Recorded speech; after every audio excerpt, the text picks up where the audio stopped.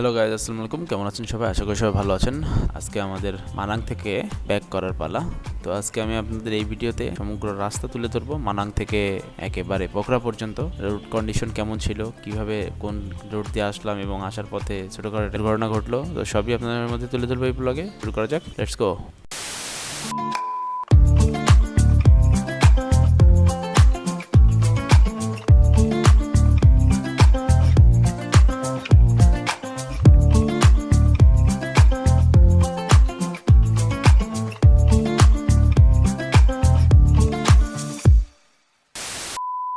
What's up guys, good morning from Manang. So আমরা মানাং আছি আর কি, মানাং থেকে একটু সামনে আর কি, সুন্দর একটা হোটেলে। তো দেখেন চারিপাশে পাহাড় ঘেরা হোটেল।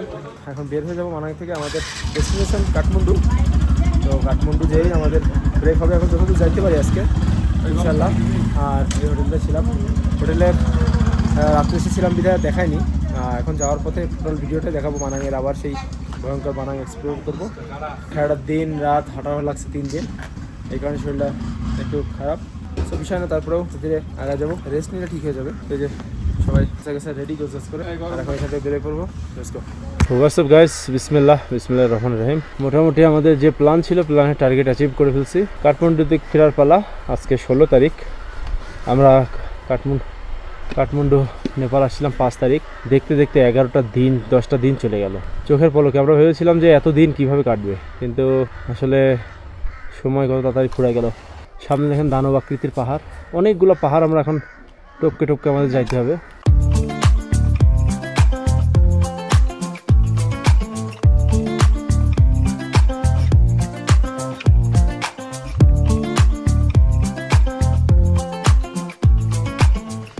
সো আমরা মানাং থেকে বের হয়ে পড়লাম। আর মানাং থেকে বের হওয়ার পরে আপনি যতদূর ব্যাক করার সময় যেমন রাস্তা পাবেন, আসার সময় একই রাস্তা। তো আমার ব্লগে আগের ভিডিওতে আপনি দেখছেন এই রাস্তার কন্ডিশন। তারপর আরেকবার আপনাদেরকে দেখাই, ঘোরায় নিয়ে যাই। সেটা হচ্ছে দেখেন কি ধরনের রাস্তা। এক পাশ থেকে বড় বড় পাথর কেটে রাস্তা বানানো, পাহাড়ের এক পাশ কেটে আর কি। দেখেন কীভাবে রাস্তা করা। অনেক পর্যটক আসে এখানে, ট্রেকিং করে। অ্যাকচুয়ালি বাইক নিয়ে খুব কম আসে। বাইক নিয়ে আমাদের মতো যারা অ্যাডভেঞ্চার করি তারাই আসে, তারাই মনে করেন যে বাইক চালায় আসে। আর বাকি ম্যাক্সিমাম মানুষজন আসে আর কি হেঁটে আর কি ট্রেকিং করতে। এখানে আমাদের একটা গাড়ি নষ্ট হয়ে যাওয়ার কারণে আমাদের বাপি ভাই এই জিপে যাচ্ছে। তো এই জিপে যাচ্ছে বিধায় বাপি ভাইয়ের কাছে আমরা আমাদের যে একটা ব্যাগ দিয়ে দিলাম, যেহেতু সে গাড়িতে করে যাচ্ছে তার কাছে ব্যাগটা দিয়ে দিলে মোটামুটি সে ব্যাগটা নিয়ে চলে যেতে পারবে না। তো আর এখান থেকে আমাদের গাড়িটা আসলে নষ্ট হয়ে গিয়েছিলো। আমাদের গাড়ি মানে বাপি ভাইদের গাড়িটা নষ্ট হয়ে গিয়েছিলো। তো সেই গাড়িটা আর কি চামে নামের একটা জায়গা আছে, মানাং যেতে পড়ে, সে চামে আর কি রেখে দেয়া গাড়িটা। সো চাম থেকে গাড়িটা ঠিক করে আমরা নিয়ে নিব।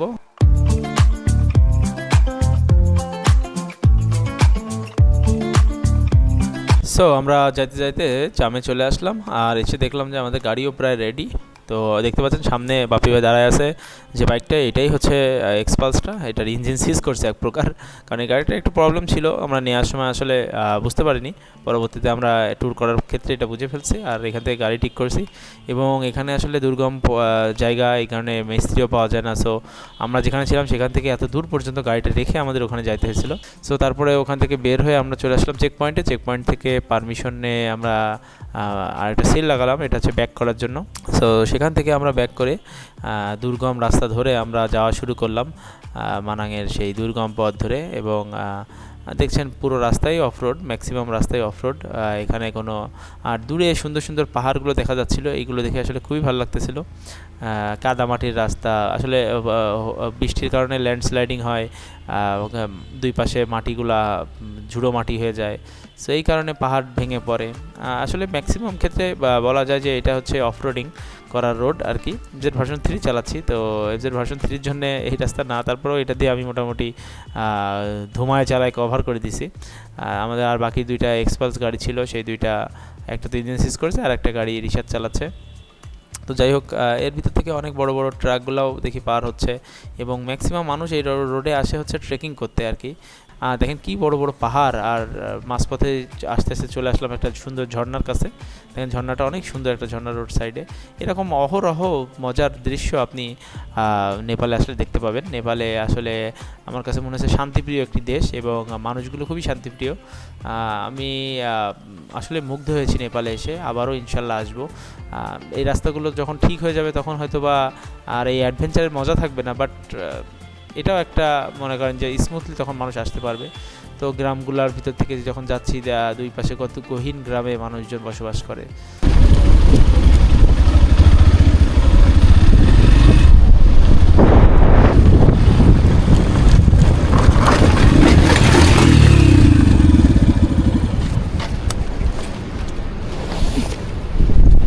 Oh shit.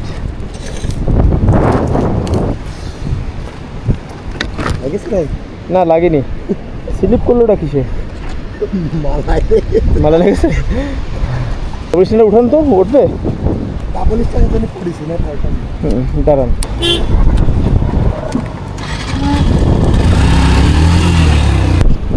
প্রথম মনে হয় ওখানে একটা স্প্রিং আছে, দেখেছেন? ওই যে স্প্রিংটা নেন না, তাই ডবল স্ট্যান্ডটা বাঁধতে হবে ভাই, একটা দড়ি লাগবে।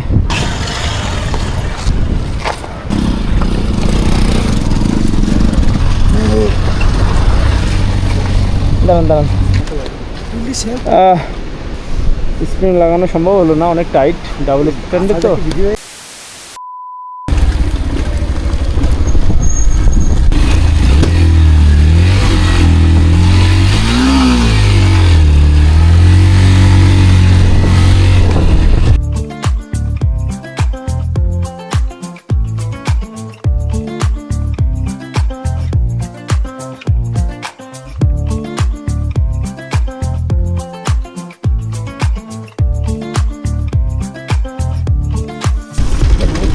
তো যে একটা গোড়া খাইছে,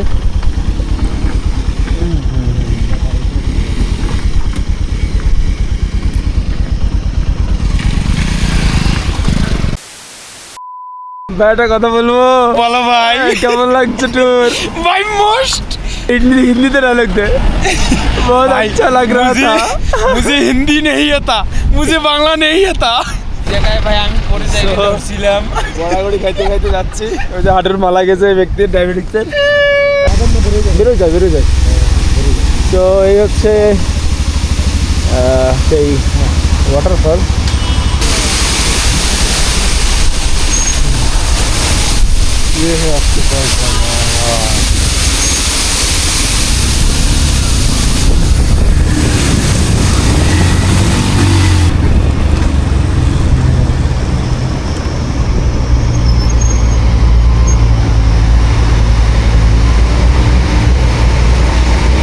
ওই বাসটা তো পাটে পড়বে না। ও ম্যান, উঠতেই আছে খাড়ায়, আরও সামনে খাড়া। তো এই হোটেলে আমরা ছিলাম, এখন আমরা জায়গা পার হচ্ছি। এখানে আমাদের বাইক রাখা ছিল, সমস্যা নেই, যত যাইতে পারি। সন্ধ্যার আগে আমরা ডুমরি উঠলেই না।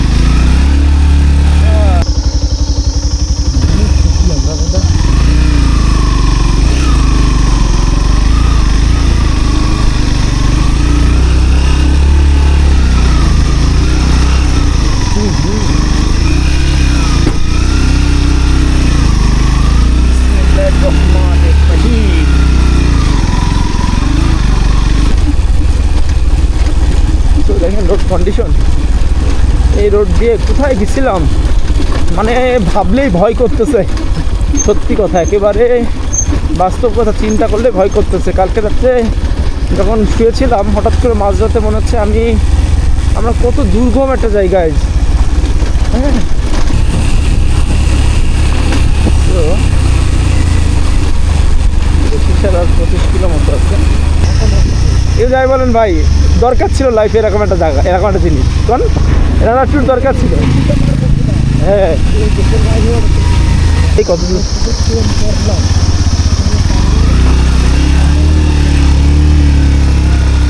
ও মাই গড,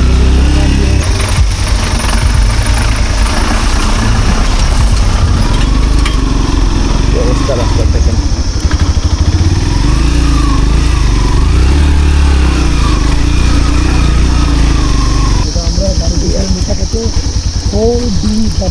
হ্যাঁ হ্যাঁ 4 হুইল ড্রাইভ। তো দেখেন না সেই জায়গা না, আরও সামনে আছে।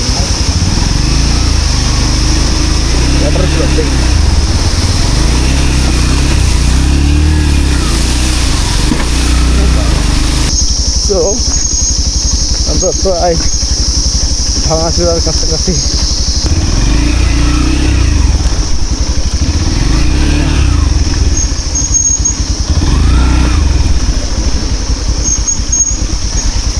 ওটা ওটার গাড়ি আসছে।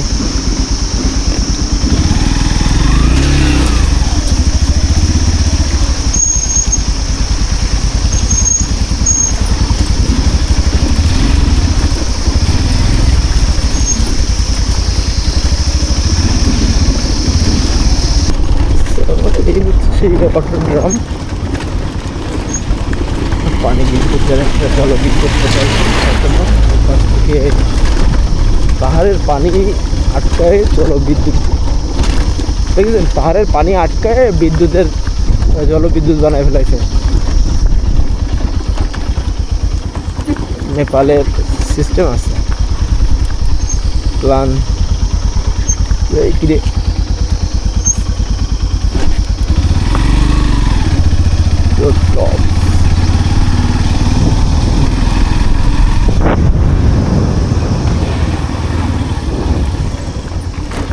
তো এখানে কিছু সময় বসে রেস্ট নিলাম আর এখন বের হয়ে যাচ্ছি আবারও। ওকে, এটা হচ্ছে রিক্সার আগে একটা জায়গা।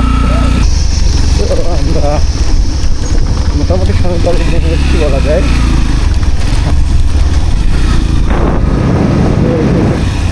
কোম্পানি যেন